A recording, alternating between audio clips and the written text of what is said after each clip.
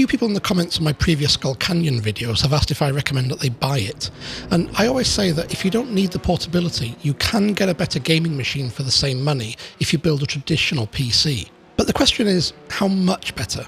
A high-end graphics card costs as much as the whole NUC, just for perspective, but if you built a compact machine, so a Mini ITX, for the same money as the Skull Canyon, how much better at gaming would it actually be?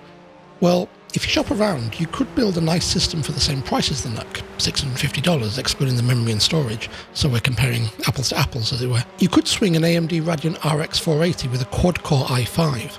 Now, clearly that's going to play at higher detail settings than a NUC, so my advice stands. But I needed to buy an even cheaper graphics card for my NAS server.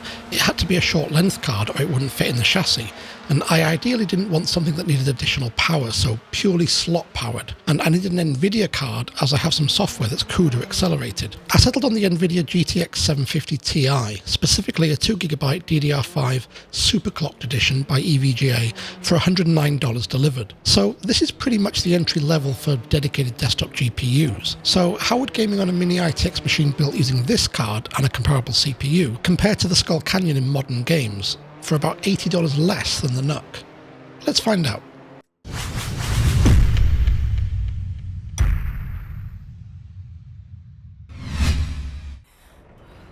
So let's take a look at the oldest title, Tomb Raider. The Skull Canyon can achieve 60 FPS with the quality settings on normal, but the 750 Ti can hit the same average with the settings cranked right up to ultra. The biggest difference in this and most games is in the texture qualities, and even with only 2GB of onboard VRAM, the 750 Ti has a huge advantage over the 128 megs in the integrated GPU. Again, look at the haze in the distance. Also look at the foliage, the leaves, the grass.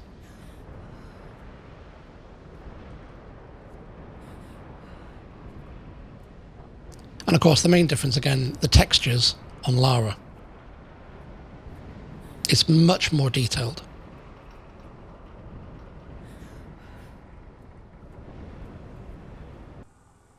The little nut can play Grand Theft Auto 5 at 1080p, but the FPS stays down in the low 30s, even with every graphics setting either off or at the lowest possible setting. The 750 Ti manages double the frame rate, even with the settings cranked up. I'm talking FXAA on, reflections, detailed grass, and of course the higher quality textures again. Notice here the grass details between the two. You can also see the reflections on the roof of the Humvee.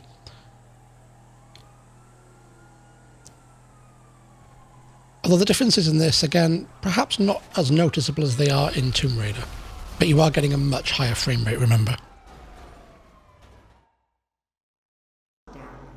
Doom was a strange one.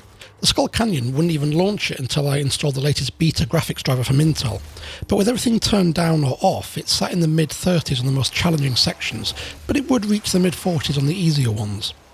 The 750 Ti was inconsistent, sometimes showing 60 FPS on the whole level, but replaying the same level would often have the frame rates dropping down into the mid-40s. Turning down the quality settings didn't help get the frame rate back up either. So even with some settings turned up and an extra 10 FPS over the NUC, it doesn't really look that much better here, at least not to my eye. But again, it was very strange behaviour the whole way through.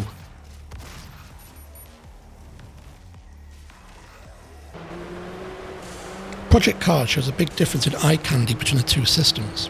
Just look at the decals of the two cards, the grass being thrown up on the dedicated graphics versus no particles at all on the NUC, and when the lens flares, distance haze, and so on. The integrated graphics on the NUC will play this game at near on 60 FPS with almost everything turned down or off, but I honestly didn't think that it would be that good. The 750 Ti, however, can match its frame rate with almost all the eye candy cranked up, frankly most of the way. So where does this leave us? Well, as I pointed out earlier, for the price of the Skull Canyon, you can just about build a Core i5 based Mini ITX machine with a Radeon RX 480 graphics card, a powerful combo for $650. So I repeat, if you don't need portability and want the best gaming experience, go with that.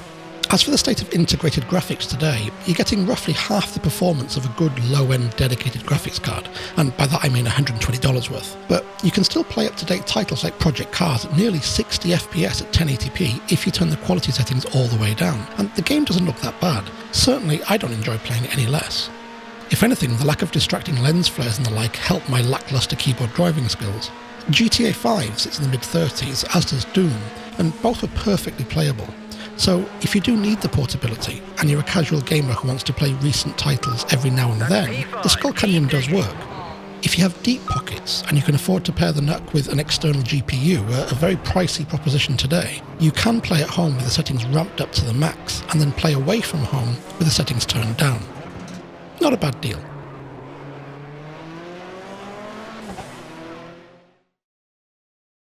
If you found this review helpful, let me know by hitting the like button and dropping me a comment, and check out some of my other reviews and how-tos, and don't forget to subscribe so you don't miss any future videos.